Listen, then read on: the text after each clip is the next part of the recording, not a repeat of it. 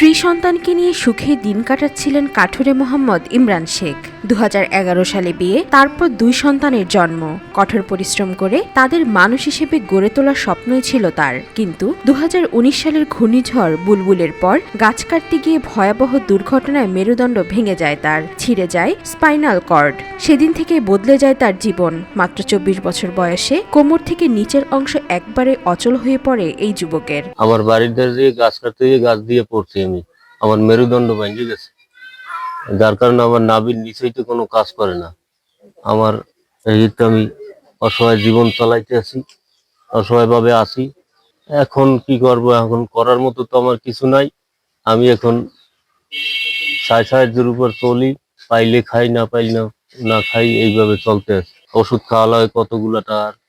পরিবারে 5 জন সদস্য আছি আমরা, 2 পোলাপান আছে ছোট ছোট, এগুলো চলতে হয়, খুব কষ্ট হয়। গত 6 বছর ধরে প্রতিদিন সকালে ভ্যান গাড়ির উপর শুয়ে রাস্তায় বের হন ইমরান। মানুষের সাহায্যই এখন তার একমাত্র ভরসা। দিনে আয় হয় 200 থেকে 300 টাকা, তা দিয়েই চলে 4 সদস্যের সংসার। অভাবের সংসারে খাবার জোটানোই যেখানে চ্যালেঞ্জ, সেখানে চিকিৎসার স্বপ্ন দেখা তার কাছে বিলাসিতা ছাড়া কিছুই নয়।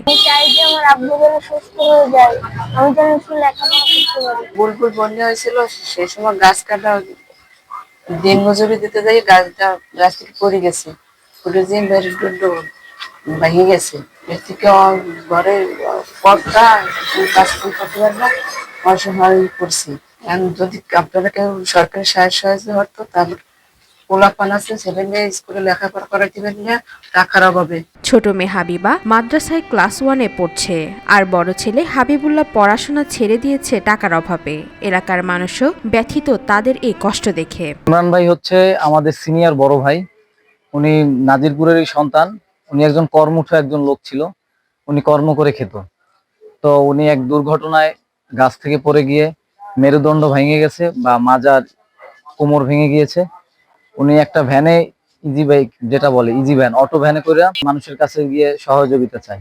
উনি হতদরিদ্র, মানে খুব বাজে একটা পরিবেশের ভিতর থেকে উনি বড় হয়েছে, ফেস করতেছে। সে মানুষের সহযোগিতা নিয়ে চিকিৎসার চেষ্টা করে, কিন্তু যে অবস্থা তার চিকিৎসার দরকার সে পরিমাণ চিকিৎসা ব্যবস্থা তার হচ্ছে না, এবং তার পরিবারও সচ্ছল না যে তার পরিবার থেকে যে চিকিৎসা ব্যবস্থা করাবে। ইমরানের এমন অসহায়ত্ব দেখেছেন উপজেলা সমাজসেবা কর্মকর্তারাও।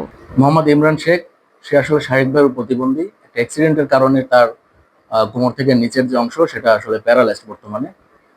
তো যখন প্রথম সে আসলে অ্যাক্সিডেন্টের সম্মুখীন হয়, তখন তাকে একটা আমাদের অফিস থেকে হুইল চেয়ার প্রদান করা হয়েছিল, এবং আমাদের অফিস থেকে যে প্রতিবন্ধী ভাতা দেওয়া হয় তার আওতায় তাকে আনা হয়েছে। এবং বিভিন্ন সময় তাকে ওষুধ কেনার জন্য আমাদের হাসপাতাল সমাজসেবা কার্যক্রমের মাধ্যমে রোগী কল্যাণ সমিতির দিয়ে তাকে আসলে ওষুধ কিনে দেওয়া হয়। নাজিরপুরের এই অসহায় মানুষটির জীবন সমাজের বঞ্চিত মানুষের প্রতিচ্ছবি। একটু সহায়তা, চিকিৎসা আর সহযোগিতা পেলে হয়তো আবারও নতুন করে স্বপ্ন দেখতে পারতেন তিনিও তার পরিবার। নিউজ ডেস্ক, আজকাল।